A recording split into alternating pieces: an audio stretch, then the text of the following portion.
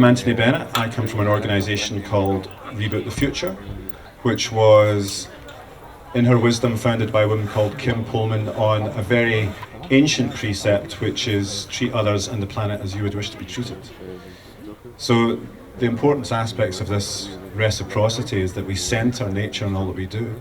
Now, one of the reasons why people know of Reboot is the work that Paul Pullman did with the Sustainable Development Goals, and the SDGs are, of course, really at the heart of so much of the discussion of COP. Reboot takes that a little bit further, and we take the suggestion that the Sustainable Development Goals are a technocratic response to a crisis of values.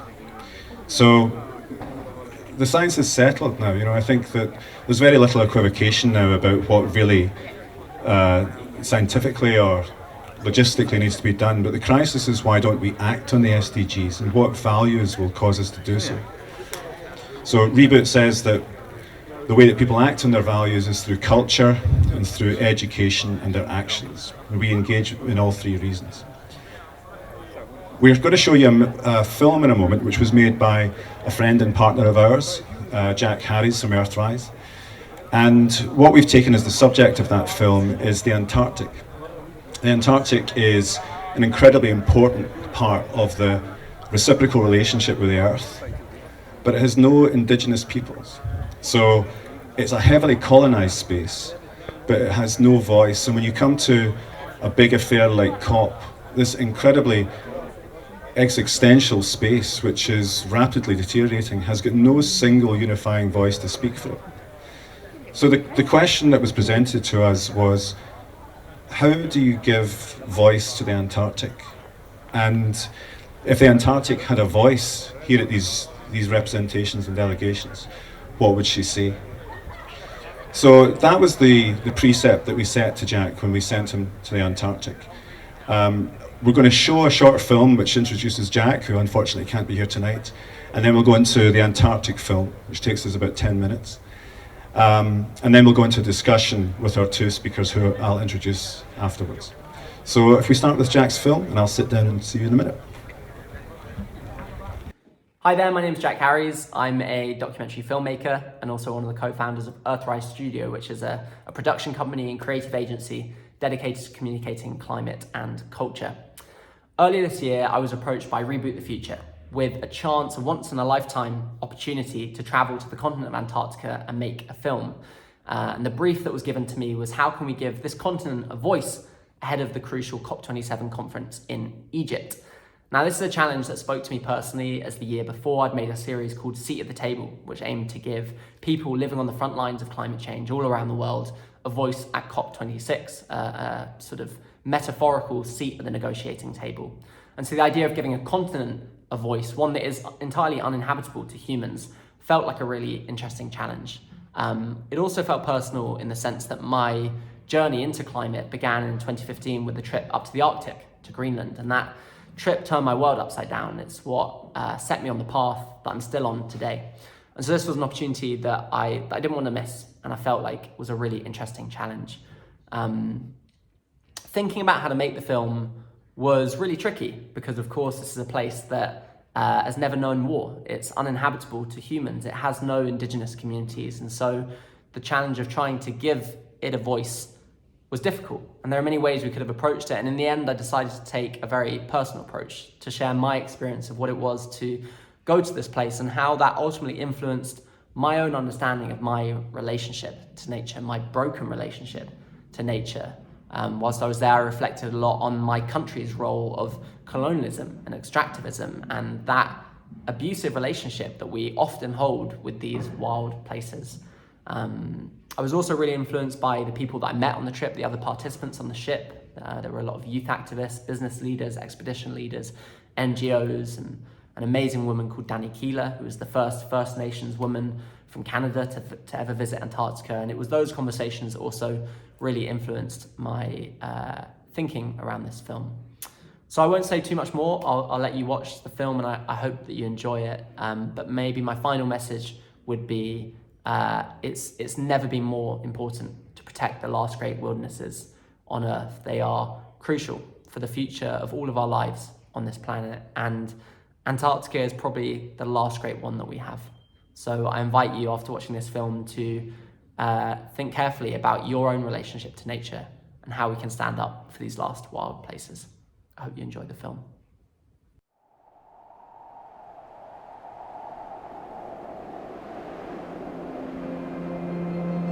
Antarctica. A vast landscape of ice and mountains. White as far as the eye can see. Uninhabitable to humans. Yet impacted by every action we take. Today, the continent stands at a crossroads. We're talking about changes that are being driven, warming the atmosphere. Water temperatures are a few degrees above normal. The glacier itself is starting to develop a lot of cracks and fractures.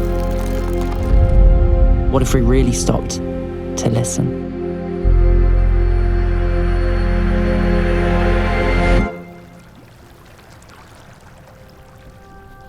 I've often dreamt of Antarctica. They say it's the last great wilderness on Earth. To me, it evokes images of polar explorers, stories of the most intrepid kind.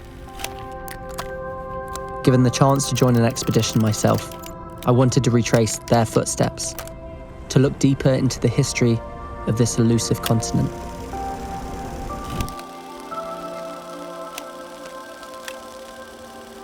To get there, you have to cross one of the most dangerous oceans on Earth, the Drake Passage. Imagine waves of up to 30 feet tall, and nothing but giant petrels and albatross to guide the way.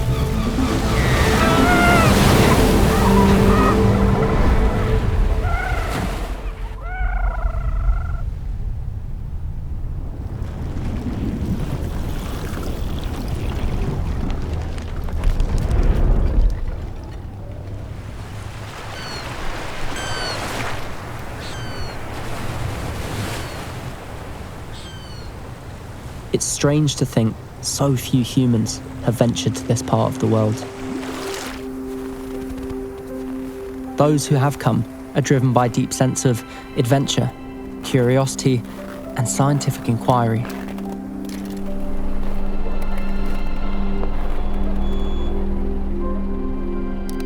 Why did we explore?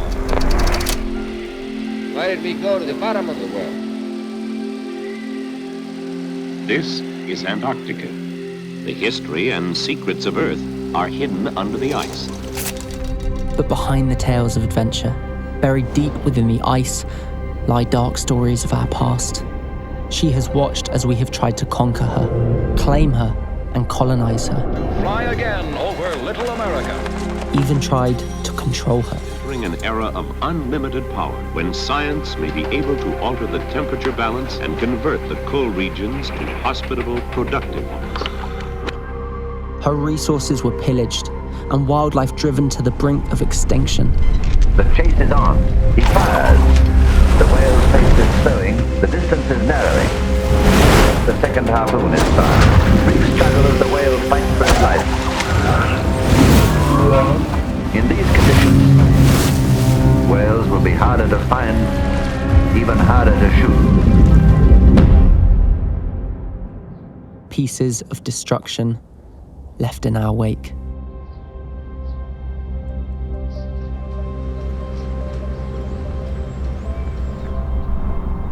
It's on this icy continent that our relationship to nature is revealed. We are guests on a wild planet.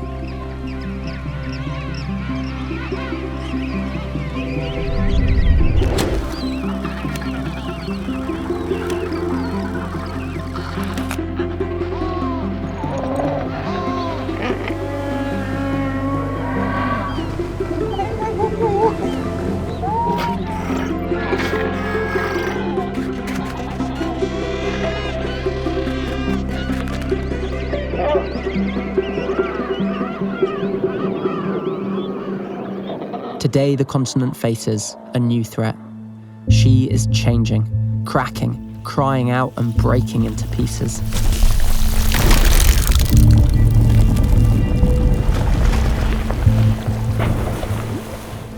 What was once ice is becoming water. The maps are being redrawn and the geography of our planet is being rewritten. A warming atmosphere is creating serious problems. Welcome to the Thwaites Glacier. Scientists are warning of dramatic changes at one of the biggest glaciers in Antarctica. It poses an international security threat. The size of Great Britain. A dramatic sea level rise.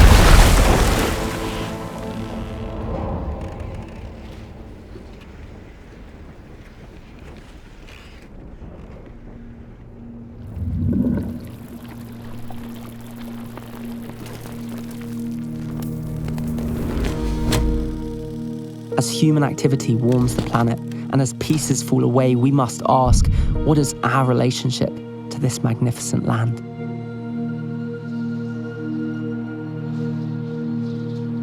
She is not a resource to conquer and pillage, but a fundamental part of our very being.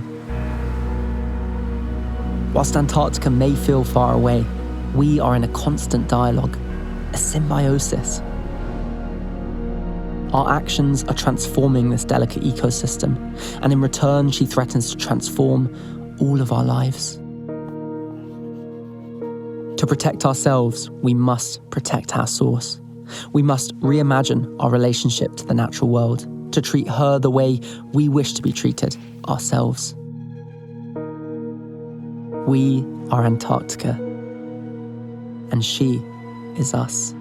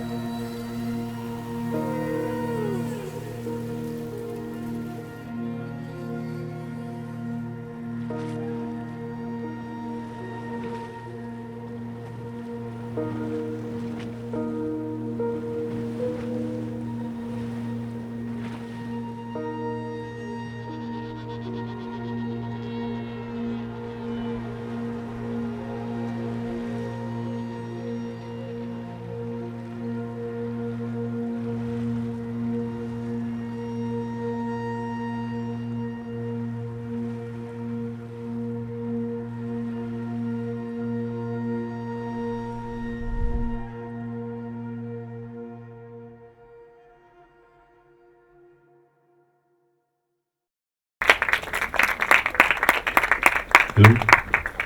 Thank you. I'd like to invite our panel up to the stage. We're going to talk for about half an hour and then we're going to try and bring you guys into the conversation. Do you want to come up?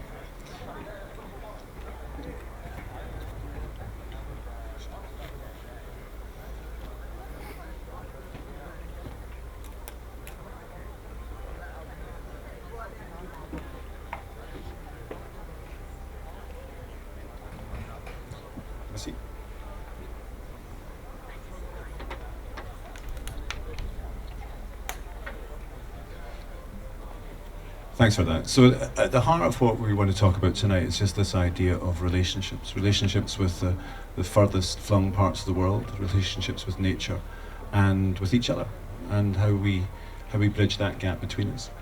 Tonight we have Shivi Dwivedi, a good friend of Reboot's, an associate, and Ayisha Siddiqa, who from Pakistan, who I heard this afternoon talking in the New York Times about monsoons, and as a land rights defender, currently studying at New York State University. Is that right? Well, what I thought I might do is actually ask you both at this stage just to introduce a little bit yourselves with the question, what is it in your heart that makes you do what you do? Ayisha first. Me first. So I joined this movement. In this movement, I mean advocacy on behalf of the climate at the age of 17, 18. And around that time, I thought my job was to save the world. I thought that's what I had to do. And it was so heavy. And also, like, I was 17. I'm 23 now. But the question is, what is at the heart of the work I do? And for me, it took understanding that my world is incredibly small. My world is my community in northern Pakistan. It's at the merging of two rivers, and it is my family, and it is that land. And the reason that is my world is because if any part of it is destroyed, if I lose any part of it, the whole world ends for me. And that is at the heart of the work I am doing, because the loss and what is at stake is so incredibly immense, that I'm watching worlds end every day in front of my eyes, and it's not seeming to resonate with people who have not felt that yet. Thank you. Shivi, what's the heart of the motivation of the work you do? So I grew up and still live in India, and which even today has 64% of its population living in the rural areas. So you grew up and seeing a lot of social issues, and it makes you question. And you realize they're all interconnected, so you don't know where to start. And I was always very passionate about, wildlife, animal rights, human rights, and I said, how can I talk about climate change when there are people talking about lack of access to water, or lack of access to electricity, or food, or education. So for the longest time, I just felt like, keep your blinkers on and just, study and get into the roles and live the regular life. And at some point I said, this is not making sense. So I didn't start at 17. Started much later. I'm quite honest that I found my agency much later. Yeah, but it was just that there's no turning back. It's all interrelated. Find and do even the small things that can make a change in your own capacity.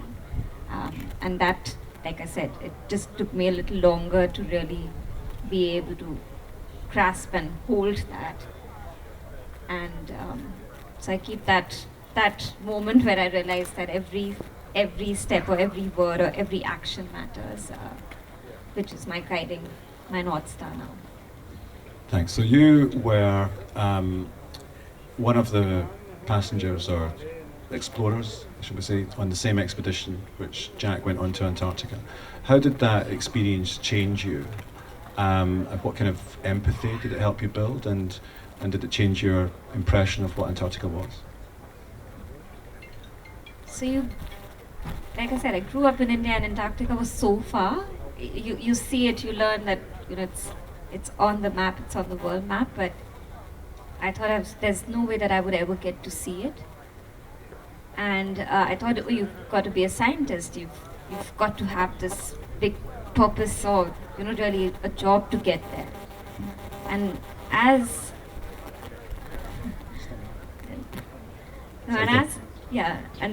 so I was always curious about really experiencing a place which does not have the population like country that I come from, and what does a place that does not have that kind of population look like? What is the impact, or how pure it is? And that was something that was always staying with me, to experience a place or experience nature in a format which is unadulterated, it's pure, does not have the kind of human impact which I've grown up around, or I've grown up in the middle of. And it was in 2012 that I knew somebody who said, I'm going on an expedition to Antarctica, and it's all about building future leaders and really making it accessible to people to understand and change perspectives. And at that time, I didn't know what I would do with that experience. So it's taken me 10 years since to really find it in me to make this journey. And it has changed me deeply. For me, it was I was taking it for my own personal journey, my own quest as somebody who's been fighting from an advocacy perspective around climate change, fighting for what roots do young people have in terms of spaces where decisions are being taken about their future, my future generations, my generation. So it's really, it's given me a fresh perspective, and in moments where you feel so exhausted with pessimism, or things are not going fast, I try to go back to that moment when I was in Antarctica, and a lot of what Jack said resonates with all of us who were there, who experienced it together. There's this power, there's this beauty which is so pure, and it's so strong, and that's the feeling that I go back to when I'm feeling overwhelmed. So using that visual, that landscape, that surrounding as a place to just ground yourself and remember the fight that you're fighting for. So it's the perseverance, it's the strength, it's the resilience that Antarctica shows. How do you embody that? So it's a little bit of empathy, and how do you embody what a landscape is giving you. So Ayisha, I want to kind of expand on that and talk about the sense of empathy. So part of the premise of the work we did in Antarctica was, how do you display empathy with Antarctica, which for most of us I think will remain a kind of abstraction. It doesn't exist on a material basis, and we don't necessarily have to or see or engage in something like Antarctic culture. So we don't know how to engage or empathize or build a relationship with it. And I thought maybe an interesting question, because this is the heart, how do we empathize with people in another part of the world? And I guess my question to you is, what impacts do people on the other side of the world have on your community? But equally, what can you do in your community to impact people on the other side of the world? Before I answer that question, I'd love to respond to some of the things that Shivi has said, because although Pakistan and India are different countries, we share one big landmass. And Pakistan is actually home to 7,236 glaciers. This is the second most after the Arctic. The relationship that communities like mine and pastoral communities and those who live around the northern Himalayas have to the glaciers, to the fresh water, to what would be described as this cold terrain is actually beyond, I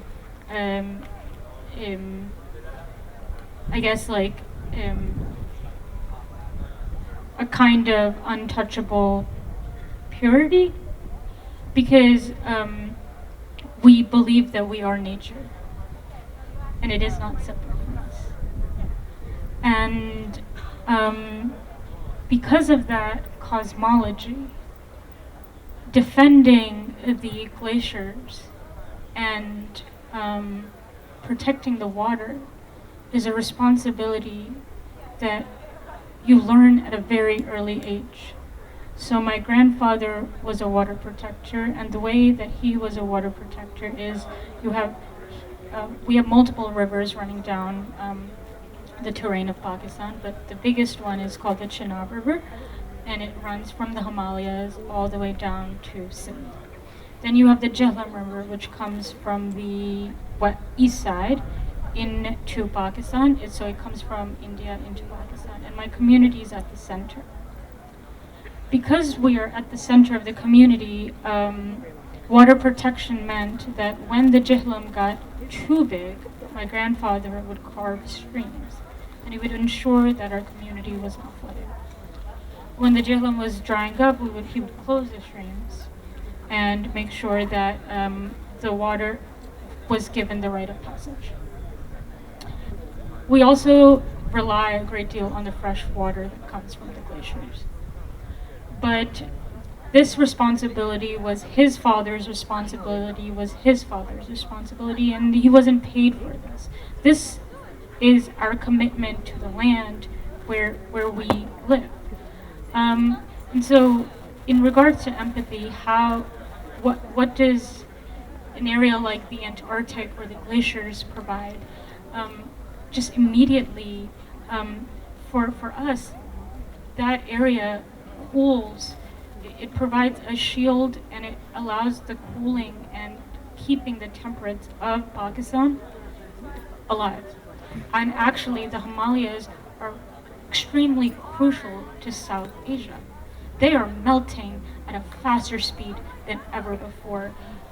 My country was flooded this year, but in order to understand the flooding, we have to go back to spring. We have to go back to March of 2020. Heat reached 122 degrees Fahrenheit in March. This heat was unlike we've seen in the past 60 years. It caused the glaciers to melt at an incredible speed. The melting glaciers caused 30 rivers that surround them to flood. Those 30 lakes. Those lakes then caused the rivers to flood. When the rivers flooded, they took communities with them. So the relationship that the Antarctic or the glaciers on the far north and the far south have to the glaciers in the middle of the Earth by the equator are actually very much interconnected. And the other thing is, I have been incredibly blessed to be raised with tribal and like cosmology that I was raised with.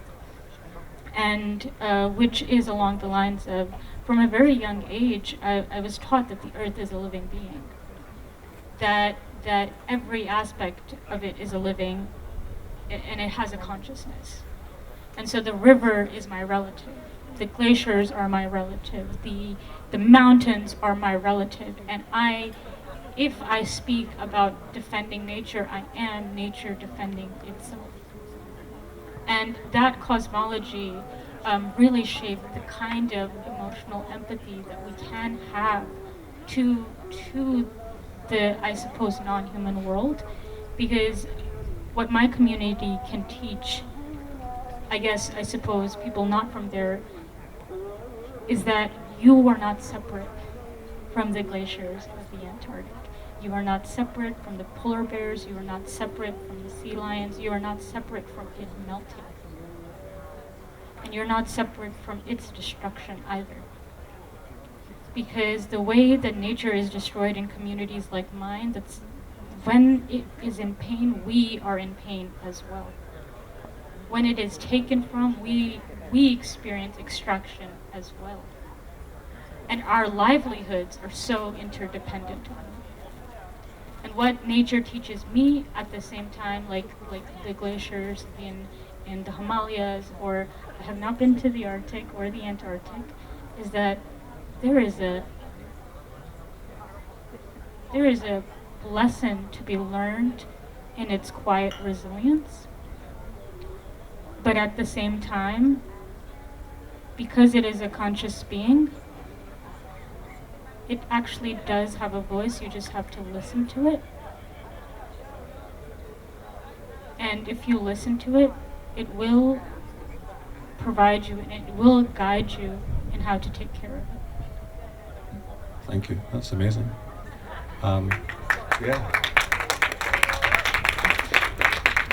What I very much liked about that was the idea of empathy. When you talked about your grandfather and your ancestors, that the idea of empathy extends to those who lived before us, and by extension, empathy extending to those people who are not yet born yet, who will come after us as well. And also the idea of empathy in what you call the non-material world, or the spirit world, or the religious or numinous sense, however you choose to describe it. Because I think very often, or almost always, these questions of empathy and consciousness come back to a question which is about a spiritual life. Shivi, do you want to? I have another question here. I feel it's slightly immaterial after that, but do you want to respond to any of that, of what Ayisha's just said? It's like she said, we're separate. We're separated by a border, but the Himalayas, we share that sort of source of water, is to say. And it's beautiful that it makes me a bit jealous that I don't have that kind of a relationship with nature growing up.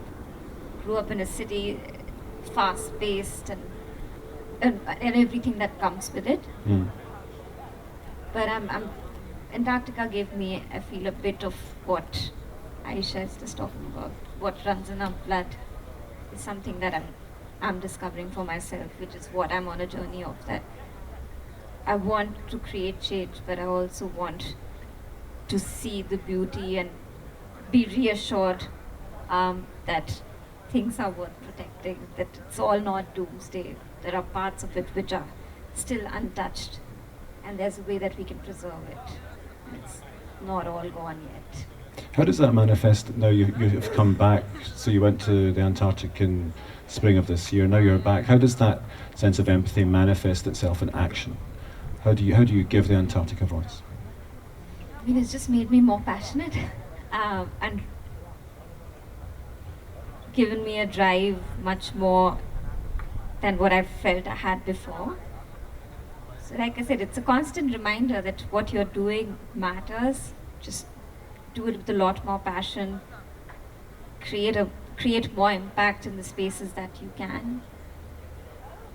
Make connections, build bridges, collaborate, radically collaborate, not just, talking to the same people, but how do you bring different people together?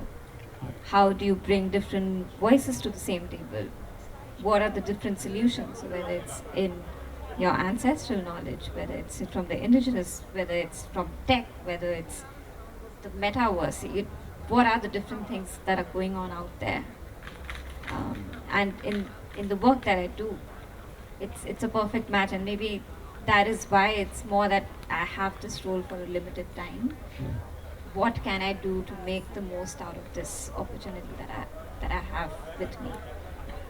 I like very much the idea of, in terms of the empathy between the glaciers of the Himalayas and the Antarctica. I don't know why I'd never thought of that before. It seems kind of intuitive when you mention it. But also the Antarctic is a desert as well, and this was part of our desire, was to bring the desert of Antarctica to Egypt and see what resonance is and what empathy we could be building here. I wanted to come back to this question of values, because I think, as I say, I think the climate crisis is a crisis of values, and what values will sustain us and take us forward. And Ayisha, I wanted to just ask you, what values do you think that we need to hold in ourselves and with others to get us through this thing? Before coming to Egypt, I was at a retreat in upstate New York, and it was a retreat for the indigenous people of the Americas, but also an effort to bring tribal communities, indigenous peoples from the world together. Most people don't know this, but Central Asia is home to the most amount of indigenous tribes in the world and indigenous peoples in the world. And during my time there was this phenomenal speaker. Her name is Sherry. And Sherry said something to me that I will not forget. Because the earth is a conscious being, it is not odd that she is giving birth to her guardians at this stage in the forms that they are possessing in all parts of the world.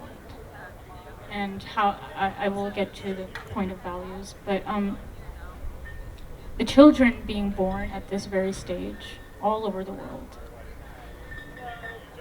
in terms of energy, in terms of being part of nature, we can feel Earth's pain. Perhaps to a larger extent than the generations that came before us.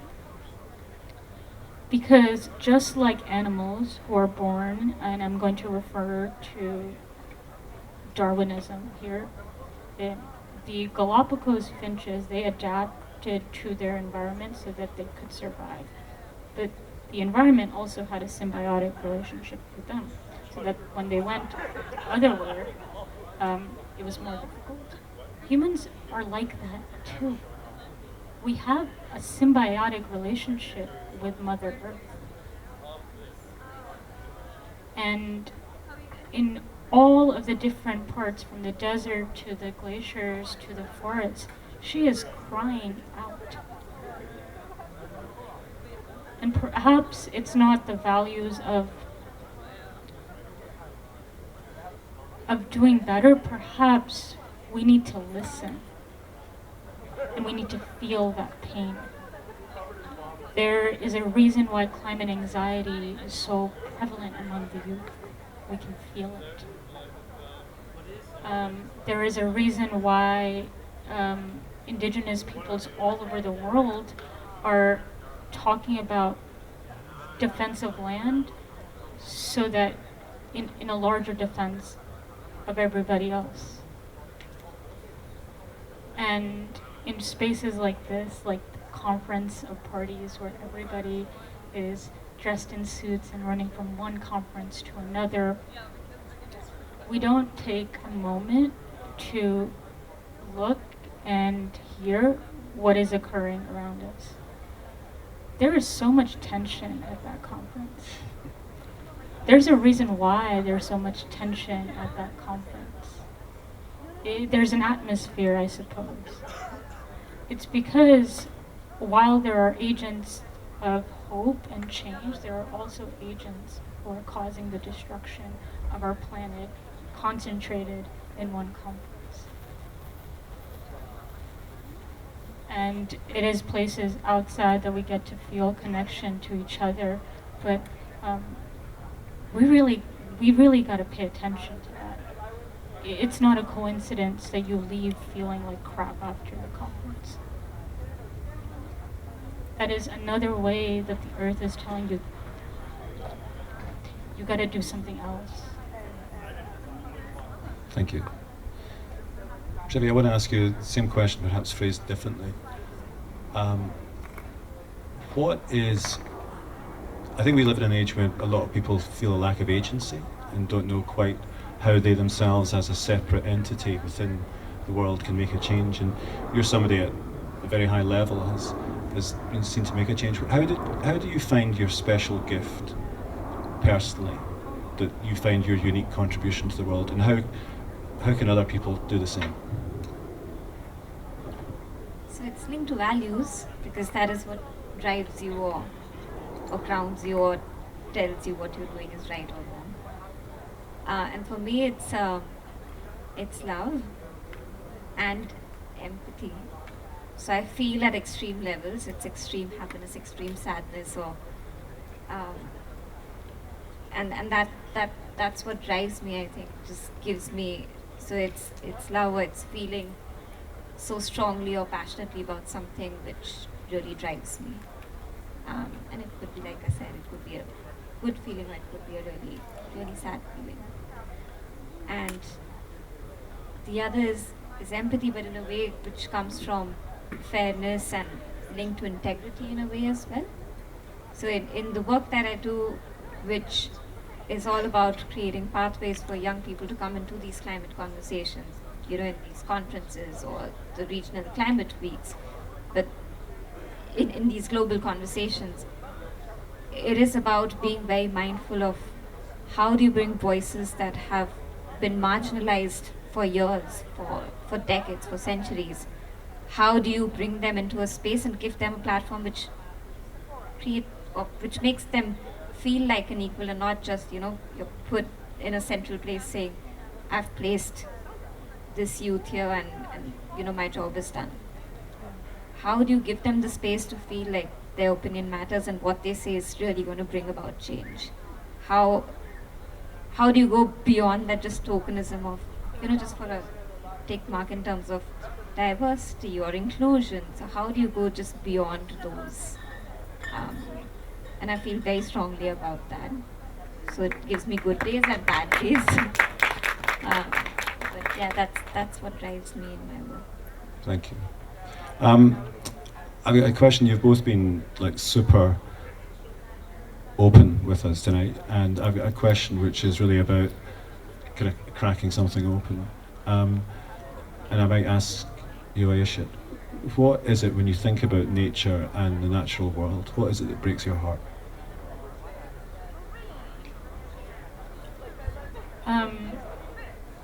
Although I operate in spaces of policy and oftentimes advocacy, and I speak a language of numerics because I suppose that's what gets you taken seriously.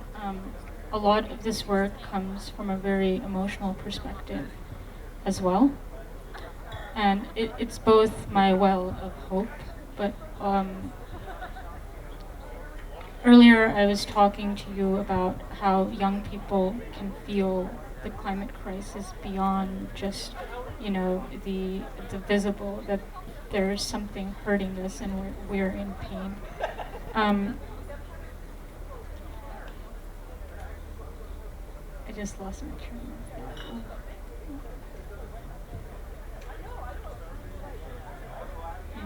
What breaks my heart is it that others don't feel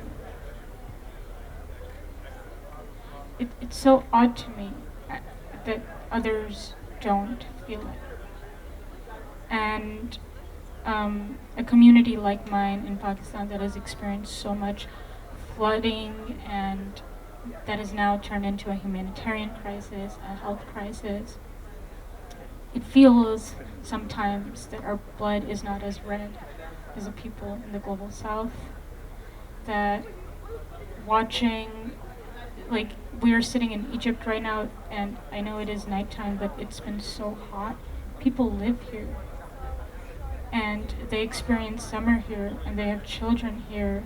And why do we have a higher threshold for suffering for the people of the global south, while simultaneously also expecting us to be so resilient that we offer the solutions? That is heartbreaking. And also at the same time, the climate crisis, especially from the region that I come from, has manifested not just in heat waves or floods or droughts. There have been wars. The industry that is leading this crisis has dropped bombs in the area that I come from, completely ripped communities. Floods also happened in Afghanistan. Nobody heard about them. Nobody donated to them. Because the people in power are, I mean, we didn't want to support that, but vulnerability has manifested in so many different ways that in order to get access to these precious resources like oil, we've created unstable governments, unhospitable environments, and just ravaged and gone to war with nature for profit. And the fact that we cannot see that this is wrong after 27 years of conferences again and again, like, what will it take? How much loss will it take for the world leaders to wake up? Thank you. Thank you for being so honest with us as well.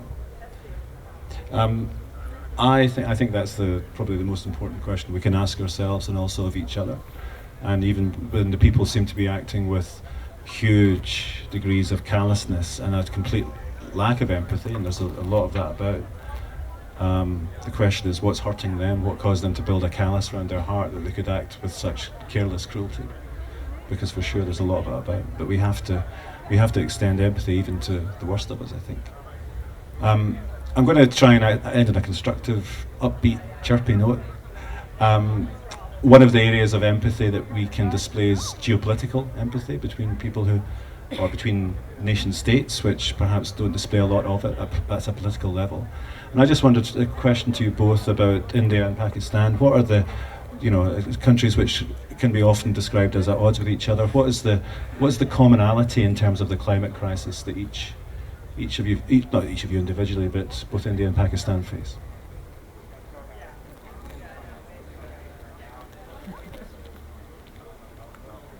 I don't want to end off on a bad note, so No, we won't. just like the river is my relative, the people making decisions that are harming the earth are also my relatives. And my responsibility is not only to nature, it is my responsibility to also change that. And as far as India and Pakistan are concerned, we are one landmass. A border was drawn, and there's just been a great deal of insert whatever tension you want to. But the heat waves in terms of their how they are hurting communities, how they are despairing communities, how much suffering they've caused have been similar. The way that that has then led to more losses and damages have been similar, because when it is so hot, your trash begins to rot. That rotting trash attracts mosquitoes. Those mosquitoes bring malaria, dengue, cholera. So the way that the suffering is occurring is almost simultaneous. It is simultaneous. There's a great lesson to be learned in that. It doesn't matter if we call ourselves X country or Y country. Our thriving and our prosperity is tied to each other, but also our I don't like using the word destruction, but if that is what is going to happen, it is tied to each other. I think it's about the climate movement between lots of different stakeholders, which we often see at spaces like COP as well. There's a lot of people, there's a lot of, the movement can be fragmented as well, and if you were able to keep all of that aside, I think a lot more could happen a lot more quickly. And when Ayisha and I met, we met in a space where we're talking about climate solutions or climate action, or what does it mean to bring global south. So we become one landmass. I don't think we've ever spoken about where we come from and how does that change the way that we feel or we talk about it. You just know, like, you just know where you come from. That's part of our roots, our culture, and like we're related like that.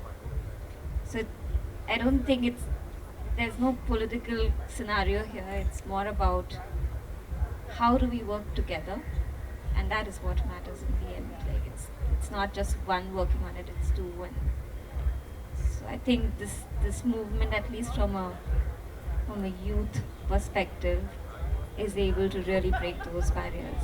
So if that's the movement now, I'm just really grateful for what the future holds with these people. And I know Ayisha,